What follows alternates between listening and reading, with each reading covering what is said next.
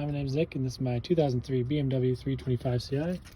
Starting off, as you can see here, we have a thermostat, plastic thermostat housing with a heating element there. As we follow the top hose, see it connects to my plastic expansion tank and the hot tank of my cross flow radiator. As you can see there, that is my fan shroud with my fan peeking out there. As we get to the cold side of my radiator, you can see bottom hose and the temperature sensor there, which communicates to my DME for fan speed and fan operation. As we follow that lower hose, goes back and then back up to my thermostat. Underneath my thermostat, you can see my water pump pulley. The water pump impeller and scroll itself are in the engine block. So when the coolant goes through my cylinder head, down and through passage into the scroll, gets cycled through, up into the engine block, and then up into the cylinder head, back out top hose, and then back into my radiator. As you can see down there by that metal clamp, that hose follows all the way over to here and then continues under my intake and feeds my water pump, and that is my bypass hose for when the thermostat is not open. And as you can see in there, those are my feed lines and return lines for my heater core. The right side is the hot side and the left side is the cold side. The hot side goes through this water valve here first and then into my heater core, and then the coolant from my heater core goes back into my expansion tank.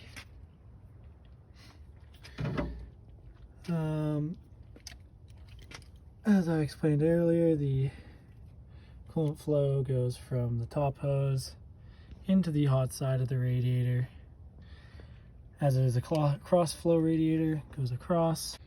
The coolant is cooled through convection from the air flowing over the fins and cooling the fins that connect to the pipes that the coolant is flowing through, which transfers the heat, then passes through the lower hose, which then comes into the electrically controlled thermostat, and then the coolant flows from the cylinder head into the water pump, from the water pump into the engine block, through the water jackets, up back into the cylinder head, and out through the top radiator hose, and then the cycle continues.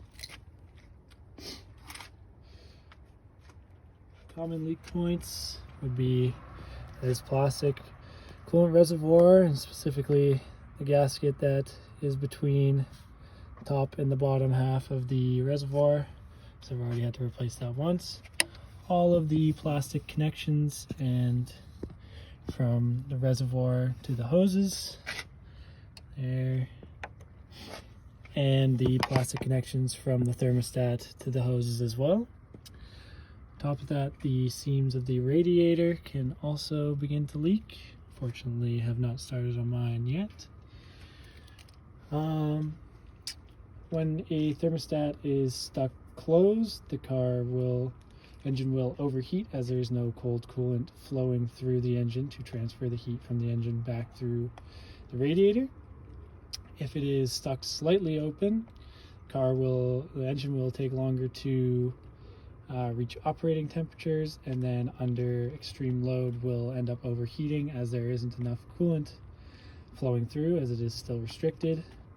And with it stuck completely open, the engine will struggle to reach operating temperatures, which will lower fuel efficiency. And that is about all. Thank you for watching.